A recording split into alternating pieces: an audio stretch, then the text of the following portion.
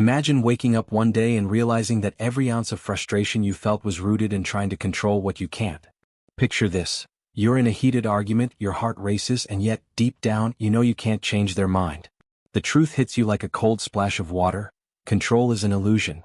It's not just about others, it's about you. Have you ever felt the weight of someone else's expectations crushing your spirit? Or the sting of betrayal when someone you trusted let you down? In those moments, the path to clarity lies in recognizing one powerful truth. The only thing you can truly control is yourself. Every choice you make, every reaction you have, is a reflection of your inner strength. Think about it. How often do we waste energy on things outside our influence? What if you could redirect that energy into mastering your own emotions and responses? Let's dive deeper into this journey of self-mastery. As we explore the art of letting go, you'll discover how to reclaim your power and find peace amidst chaos. The question is, are you ready to take control of your own story? If you're looking for more emotional balance, clarity in decision-making, and want to learn how to handle life better, this content is for you. So go ahead and leave a like and subscribe to the channel, because with each video you'll grow stronger on the inside and see life with greater wisdom. Self-knowledge. You know, self-knowledge has become one of those buzzwords that everyone throws around, but honestly, it's one of the most vital aspects of personal growth. It's like having a map of your internal landscape. When I take a moment to reflect on my emotions, thoughts, and behaviors, it feels as if I'm pulling back the curtain on my own psyche. I realize how certain patterns surface in my life, how my past experiences shape my present reactions. It's fascinating when you think about it. By understanding where I'm coming from, I can navigate my life with a clearer sense of direction. But let's be real, diving into self-knowledge can be uncomfortable. There are times when I've had to confront feelings I'd rather ignore. I've had to sit with anger, sadness, or even joy and really ask myself why I feel that way. It's not always easy to face those truths. For instance, I remember a time when I reacted defensively during a conversation with a friend. When I took a step back and analyzed my reaction, I realized it stemmed from my fear of being judged. That little epiphany was a game changer. Understanding my emotional triggers allowed me to respond more thoughtfully rather than react impulsively. Another aspect of self-knowledge is recognizing my strengths and weaknesses. It's empowering to acknowledge what I'm good at, but it's equally important to accept my limitations. There was a time when I thought I had to excel at everything, and that mindset led to burnout. Once I started embracing my imperfections, I found a new sense of freedom. I could prioritize what truly mattered to me instead of spreading myself too thin. This acceptance has cultivated a more authentic version of myself, allowing me to engage with the world genuinely. Self-knowledge also enhances my relationships. When I understand myself better, I can communicate more effectively with those around me. I can express what I need and, more importantly, what I don't need. I recall a situation where I had to set boundaries with a colleague who was always pushing my buttons.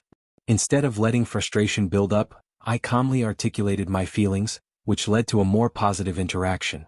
It was a huge relief to know that by understanding my own needs, I could also respect others' needs in the process.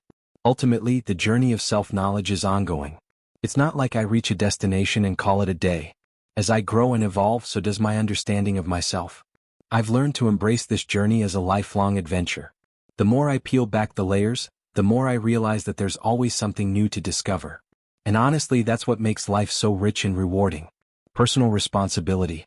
Taking personal responsibility is another crucial aspect of my journey. It's all too easy to play the blame game, isn't it? I've been there, pointing fingers at circumstances or other people when things go wrong. But over time, I've come to understand that true empowerment comes from owning my actions and their consequences. When I shifted my mindset from, "Why did this happen to me?" to "What can I learn from this?" I felt a weight lift off my shoulders. It's liberating to realize that I have the power to shape my own narrative. One of the most significant lessons I've learned about personal responsibility is the importance of my reactions. Life throws curveballs at all of us, but how I respond to those challenges is entirely within my control. I remember a particularly stressful day at work when everything seemed to go wrong. Instead of lashing out at my team or blaming external factors, I chose to take a deep breath and assess the situation calmly. This conscious decision not only helped me maintain my composure but also set a positive tone for my colleagues. It's amazing how owning my reactions can influence the dynamics around me. Moreover, taking responsibility for my emotions has been a game changer. There were times when I felt overwhelmed and placed the blame for my feelings squarely on others. However, I've learned that my emotions are my own, and I have the power to manage them. When I acknowledge that my feelings stem from my perceptions and interpretations, I can work on shifting them. For example, if I feel neglected by a friend, instead of sulking, I've started to communicate how I feel. This shift allows me to take control of my emotional state rather than letting it control me. Embracing personal responsibility also means recognizing the role I play in my relationships. I used to think that if someone hurt me, it was entirely their fault. But now, I understand that I also have a part in how I allow others to treat me. Setting boundaries and communicating my needs clearly has been a revelation. By doing so, I not only protect myself but also foster healthier relationships. I've learned that it's okay to advocate for myself and that doing so doesn't make me selfish, it makes me responsible. In essence, personal responsibility is about empowerment. It's about reclaiming my narrative and recognizing that I have the agency to create the life I want. Yes, external factors will always exist, but my power lies in how I choose to respond. As I continue on this journey, I'm committed to holding myself accountable and embracing the lessons that come my way. Personal boundaries. Now let's talk about personal boundaries. Setting and respecting boundaries has been a crucial part of my journey towards healthier relationships. I used to think that being accommodating and saying yes to everything was the way to keep peace. However, I eventually realized that this approach often led to resentment and burnout. Establishing boundaries is about understanding that my needs are just as important as anyone else's. It's okay to say no when something doesn't feel right for me. The first step in setting boundaries was recognizing what I truly needed. I spent some time reflecting on my limits, emotionally, physically, and mentally. I realized there were situations where I felt overwhelmed or uncomfortable, but I rarely voiced my feelings. Once I acknowledged these feelings, it became clear where I needed to draw the line. For instance, I found that I needed to limit my availability to friends who constantly demanded my time without reciprocating. Setting this boundary not only protected my energy but also highlighted the relationships that truly mattered. Respecting my own boundaries is another crucial aspect. It's one thing to set limits, but it's a different ballgame to enforce them. I remember a situation where a colleague wanted to discuss work-related matters after hours. Initially, I felt guilty for declining, but I stood firm in my decision. I explained that I needed that time for personal reflection and recharge. Upholding my boundaries not only reinforced my commitment to myself but also communicated to others that I value my time and energy. Boundaries also play a vital role in emotional health. There have been times when I felt overwhelmed by others' emotions, especially in close relationships. I've learned that it's okay to create emotional space, allowing myself to process my feelings without absorbing everyone else's baggage. This practice has helped me maintain my emotional balance and has made me a better friend and partner. When I'm not weighed down by others' emotions, I can offer genuine support without losing myself in the process. Lastly, I've discovered that boundaries can evolve. What feels appropriate today might change tomorrow, and that's perfectly okay. I've learned to revisit my boundaries regularly and adjust them as needed. This fluidity ensures that I remain in tune with my needs and that my relationships are mutually respectful. The journey of establishing and maintaining boundaries is ongoing, but every step I take strengthens my sense of self and enhances my overall well-being. Empathy and understanding. Empathy and understanding are core values that I strive to embody in my everyday life. It's all too easy to get caught up in my own experiences, but I've found that taking the time to step into someone else's shoes can be transformative.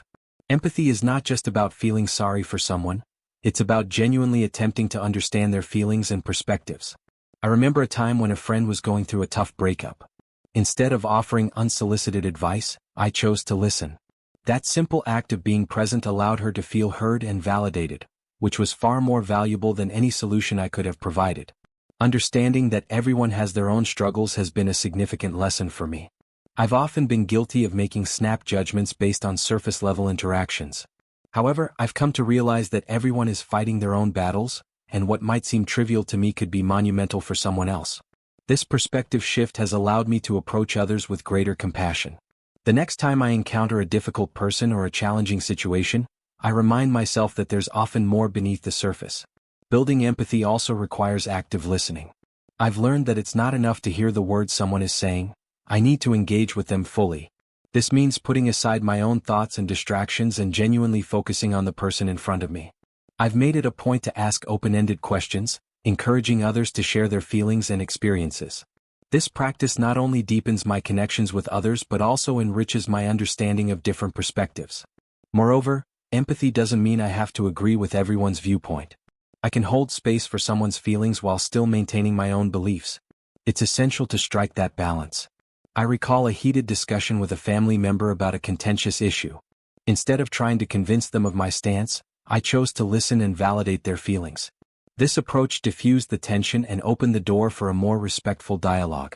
It reinforced the idea that understanding doesn't equate to agreement but rather to acknowledgement of another's experience. Finally, cultivating empathy is an ongoing journey. It requires intentionality and practice. I remind myself to be patient with myself and others. Some days will be easier than others, and that's okay.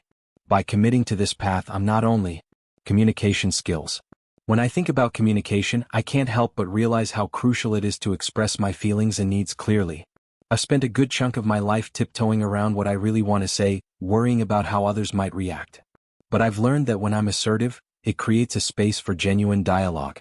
Rather than letting emotions boil over or staying silent, I've discovered the power of speaking up. It's like opening a window in a stuffy room. Suddenly, everything feels fresher and more alive. Being assertive doesn't mean being aggressive. It's about finding that sweet spot where I can voice my thoughts respectfully while also listening to others. I remember a time when I had a disagreement with a close friend. Instead of letting anger dictate my response, I took a moment to express how I felt without blaming them. The conversation shifted from confrontation to collaboration, and we ended up understanding each other better. Assertiveness has that magical ability to transform a potentially explosive situation into a constructive one. I've also realized that the way I communicate can set the tone for my relationships. When I express myself clearly, it invites others to do the same. It fosters an environment where everyone feels comfortable sharing their thoughts. I've seen it in my workplace, where open communication has led to more innovative ideas and stronger teamwork. It's like a ripple effect. When I model assertiveness, it encourages others to be honest and open too. Of course, there are challenges. Not everyone is receptive to assertiveness. Sometimes I encounter people who see my clarity as a threat. But I've learned that their reactions are not my responsibility. What matters is that I stay true to my voice. If someone takes offense, it's a reflection of their perspective, not mine. This realization has been liberating. It allows me to communicate without the weight of others' expectations dragging me down. Lastly, I've come to appreciate that communication isn't just about words. It's also about body language, tone, and timing. Being assertive means being mindful of how I present myself. I've started paying attention to my posture and facial expressions. I've found that when I align my body language with my words, the message becomes more powerful. Assertiveness, I've discovered, is not just a skill, it's an art. Conflict management. Conflict is inevitable in any relationship, and I've learned that how I handle it can either strengthen or weaken those bonds. Early on, my instinct was to avoid confrontation at all costs. I thought that if I ignored the problem, it would simply go away. Spoiler alert, it never did. Instead, I found myself stewing in unresolved feelings, which only created a bigger rift over time. Through experience, I've discovered that addressing conflict head-on with the right strategies can be incredibly constructive. One of the essential strategies I've adopted is to approach conflict with curiosity rather than judgment. When disagreements arise, I try to ask questions rather than make accusations. This shift in mindset has been a game changer. Instead of thinking, how can I win this argument? I now ask myself, what can I learn from this situation? This helps me to stay open-minded and receptive to the other person's perspective, which often leads to a more productive dialogue. Another technique I've found effective is focusing on the issue rather than the person involved. During a recent disagreement with a colleague, I realized that targeting their character would have escalated things. Instead, I concentrated on the specific problem we faced. We both had valid points, but by keeping the focus on the issue, we were able to brainstorm solutions together instead of getting stuck in a blame game. It's amazing how much easier it is to collaborate when the goal is problem solving. I also make it a point to practice active listening during conflicts. This means really hearing what the other person is saying, not just waiting for my turn to respond. I often find that when I give someone my full attention, they feel valued. This not only calms the situation but also makes it easier for both of us to find common ground. I've learned to reflect back what I hear, which helps clarify any misunderstandings right away. Finally, I've recognized the importance of knowing when to step back. Not every conflict can be resolved immediately, and sometimes taking a break allows both parties to cool off and reflect. I've found that returning to a disagreement after some time can lead to more constructive outcomes. It's essential to approach conflicts with a mindset of cooperation rather than competition. and that often takes a bit of breathing room. Mindfulness and presence. Mindfulness has become a vital part of my daily routine, and I can't stress enough how much it has transformed my life. In our fast-paced world, it's easy to get swept away in a tide of distractions and stress. I used to find myself reacting impulsively to situations, often regretting my words or actions later. But by practicing mindfulness, I've learned to slow down and respond more thoughtfully. One of the simplest ways I incorporate mindfulness into my life is through meditation. I started with just a few minutes each day focusing on my breath. It felt strange at first, but over time, I noticed a significant reduction in my anxiety levels. This practice has taught me to observe my thoughts without judgment. Instead of getting caught up in negative spirals, I can acknowledge my feelings and let them pass, like clouds drifting across the sky. Mindfulness has also improved my presence in conversations. I used to zone out, thinking about what I wanted to say next instead of truly listening. Now, I make a conscious effort to stay present. When someone is talking to me, I focus entirely on them, putting aside my distractions. This not only enhances my understanding but also strengthens my connections with others. People appreciate being heard, and I've found that it fosters deeper relationships. Practicing mindfulness has helped me become more aware of my triggers. I've noticed patterns in my emotional responses, and that insight has empowered me to manage my reactions better. For instance, when I feel frustration bubbling up, I remind myself to pause and breathe. This moment of clarity allows me to choose a more constructive response rather than reacting out of impulse. It's like having a superpower that enables me to navigate challenges with grace. Additionally, mindfulness encourages me to appreciate the present moment. I've started savoring the little things, whether it's enjoying my morning coffee or taking a walk in nature. By grounding myself in the here and now, I've cultivated a sense of gratitude that enriches my daily experiences. Life feels fuller and more vibrant when I'm mindful of the present, and it's a practice I intend to carry with me indefinitely. Emotional resilience. Emotional resilience is a skill I didn't realize I needed until I faced some significant challenges in my life. Life has a way of throwing curveballs, and I've learned that how I respond to those situations can make all the difference. Initially, I often found myself feeling overwhelmed and defeated during tough times. However, through trial and error, I've developed a stronger sense of resilience that allows me to bounce back more effectively. One of the key components of building emotional resilience is understanding that it's okay to feel.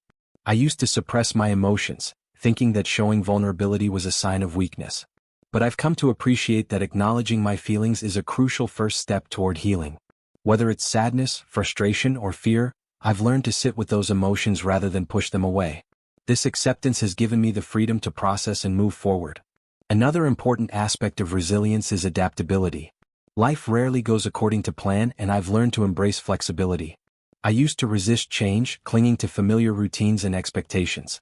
However, I've discovered that being open to new possibilities can lead to growth and unexpected opportunities. When faced with setbacks, I now ask myself, what can I learn from this? This shift in perspective has empowered me to view challenges as stepping stones rather than roadblocks. Building a support network has also played a significant role in my emotional resilience. I've learned the value of surrounding myself with positive, encouraging people who uplift me during difficult times. Whether it's friends, family, or mentors, having a support system reminds me that I'm not alone in my struggles. Sharing experiences and seeking advice has helped me gain new insights and solutions, making it easier to navigate challenges. Lastly, I've realized the importance of self-care in fostering resilience. Prioritizing my well-being allows me to recharge and face difficulties with a clearer mind. I engage in activities that bring me joy, whether it's exercise, reading, or spending time in nature. Taking care of my physical and mental health has made me more equipped to handle life's ups and downs. I've learned that resilience isn't about being invulnerable. It's about nurturing myself so I can face adversity with strength. Influence versus control. The distinction between influence and control is something I've come to understand deeply over the years. In my earlier relationships, I often blurred the lines, believing that if I could just persuade someone to see things my way, I could achieve harmony. However, I quickly learned that trying to control others only led to frustration and resentment. Understanding the difference between influencing and controlling has been a transformative lesson in my life. Influence is about inspiring and motivating others through positive engagement. I've found that when I approach conversations with the intention of sharing my perspective rather than demanding compliance, the results are far more rewarding. For example, in team settings, I try to present my ideas in a way that invites collaboration. Rather than insisting on my approach, I encourage others to contribute their thoughts. This creates a sense of ownership and fosters a more innovative atmosphere. On the other hand, control often stems from fear or insecurity. I used to feel that if I could dictate the outcome of a situation, I would feel safer. This led to a pattern of micromanaging and attempting to manipulate. Realistic expectations. Having realistic expectations is crucial for navigating relationships and life in general. I've learned the hard way that expecting people to change is often a recipe for disappointment. It's easy to fall into the trap of wanting others to behave in a way that aligns with our desires or beliefs.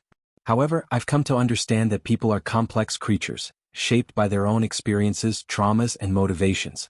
Accepting this complexity helps me avoid the frustration that comes from unrealistic expectations. I remember a time when I thought I could change a close friend's habits. I believed that if I just pointed out how their behavior affected me, they would see the light and make changes. Unfortunately, that didn't happen. Instead of transformation, I faced resistance and defensiveness. It dawned on me that my expectation of change was not only unrealistic but also unfair. People have their own journeys, and it's not my place to dictate the pace or direction of theirs. Moreover, I've learned that holding on to unrealistic expectations can lead to resentment. When I expect someone to act a certain way and they don't, I find myself feeling hurt and angry. This cycle of disappointment only serves to create distance in relationships. I've realized that when I adjust my expectations to be more in line with reality, I not only save myself from unnecessary heartache, but I also foster healthier connections with others. Accepting that I cannot change people has been liberating. It allows me to focus on what I can control, my reactions and my responses. Instead of trying to mold others, I can work on myself and my expectations. This shift in perspective has transformed how I approach relationships. I've become more compassionate and understanding, not just towards others but also towards myself. Recognizing that we all have our flaws and limitations creates a space for acceptance and growth. In the end, realistic expectations pave the way for more genuine interactions. When I let go of the need to change others, I find that I can appreciate them for who they truly are.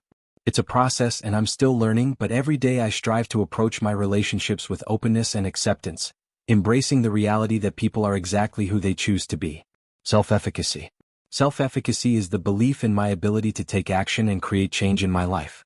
It's a powerful concept that has shaped my approach to challenges and opportunities. I remember the first time I set a significant goal for myself, to run a half marathon. At first, the idea felt overwhelming and doubts crept in. However, as I began to train and see progress, my belief in my ability to achieve that goal strengthened. This journey taught me that self-efficacy is not just about believing I can do something. It's about taking the necessary steps to prove it to myself. One of the most empowering aspects of self-efficacy is how it influences my responses to setbacks. I've faced plenty of challenges, failed projects, missed deadlines, and personal disappointments. In the past, I would often spiral into self-doubt, questioning my abilities and fearing future failures. However, I've come to understand that setbacks are merely stepping stones on the path to success. Each challenge I face builds my resilience and reinforces my belief in my ability to overcome obstacles. I've also noticed that self-efficacy has a cascading effect on various areas of my life. When I succeed in one endeavor, whether it's completing a workout or mastering a new skill, my confidence spills over into other aspects. I find myself more willing to take risks and pursue opportunities that once intimidated me.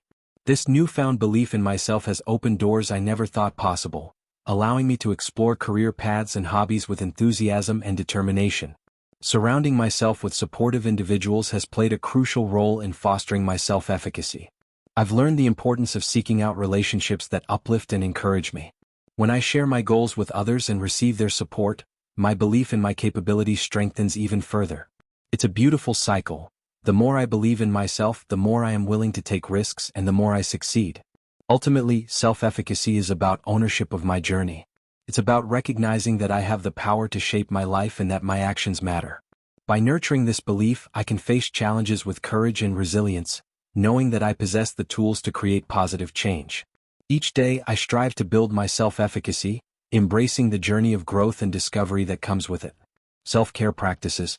Self-care practices have become essential in my life, especially in a world that often demands so much from us. I used to think of self-care as a luxury, something I could indulge in when I had spare time. However, I've come to realize that it's a necessity for maintaining my emotional and mental well-being. Whether it's setting aside time for a hobby, practicing mindfulness, or simply taking a walk, these moments of self-care help me recharge and reconnect with myself. One of my favorite self-care practices is journaling. It serves as a therapeutic outlet for my thoughts and emotions. I often find myself scribbling down my feelings, reflecting on my day, or even brainstorming ideas for future projects. This simple act of putting pen to paper allows me to process my thoughts and gain clarity. It's a form of self-dialogue that helps me navigate the complexities of life, and I always feel lighter after a journaling session. Another practice I've embraced is mindfulness meditation. Initially, I struggled with the idea of sitting still and quieting my mind. However, over time, I've discovered the profound impact it has on my overall well-being. Taking just a few minutes each day to focus on my breath and ground myself in the present moment has made a world of difference. It helps me manage stress and anxiety, allowing me to respond to challenges with a clearer mindset. Physical activity is also a cornerstone of my self-care routine. I've found that engaging in regular exercise not only boosts my physical health but also elevates my mood. Whether I'm hitting the gym, going for a run, or practicing yoga, these activities release endorphins that leave me feeling energized and empowered. I've learned to listen to my body and honor its needs, recognizing that movement is a vital part of my self-care journey. Lastly, I've prioritized setting boundaries in my life. This might sound simple, but it's a practice that has taken me time to master. I've learned that saying no to things that drain my energy and saying yes to activities that nourish my spirit is crucial for my well-being. It's about creating space for what truly matters to me and allowing myself to recharge without guilt. As I cultivate these self-care practices, I find that I'm more present and engaged in my daily life, ultimately leading to greater fulfillment. Letting go. Learning to let go has been one of the most liberating experiences of my life. I used to cling tightly to the need to control every situation, believing that if I didn't, things would spiral out of control. However, I've come to realize that holding on to this need can be exhausting and counterproductive. Letting go is not about giving up. Rather, it's about releasing the illusion of control and embracing the uncertainty of life. I remember a time when I was fixated on a particular outcome in a relationship. I wanted things to unfold in a specific way, and I found myself constantly worrying about the future. This obsession with control only created tension and anxiety.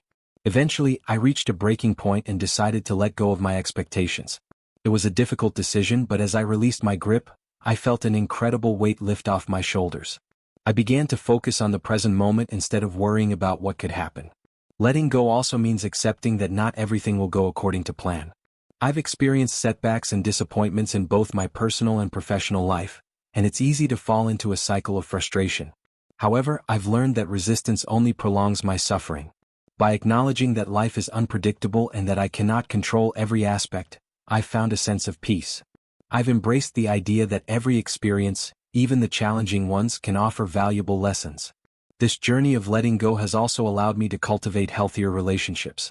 I've learned to respect the autonomy of others and to release the need to control their actions or decisions.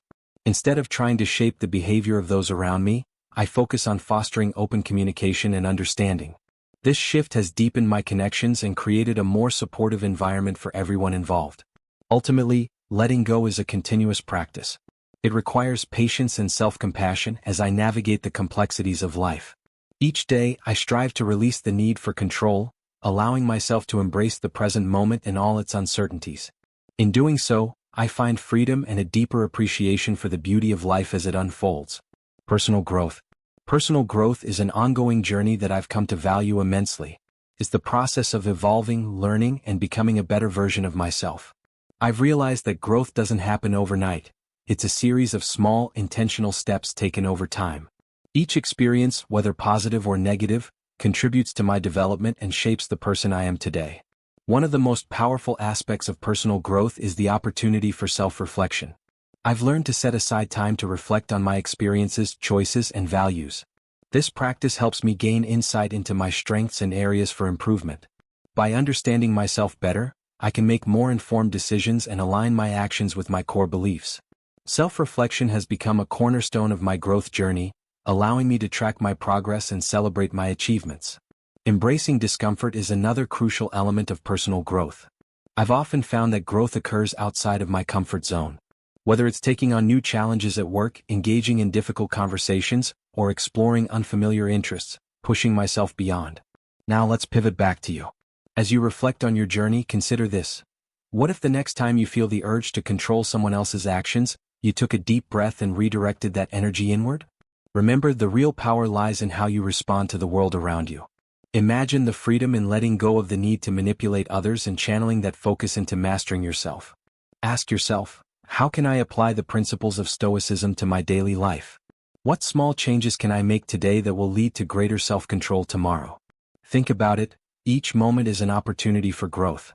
When you encounter a challenging situation, pause and ask, what is within my control here? By embracing this mindset, you're not just surviving the chaos, you're thriving in it.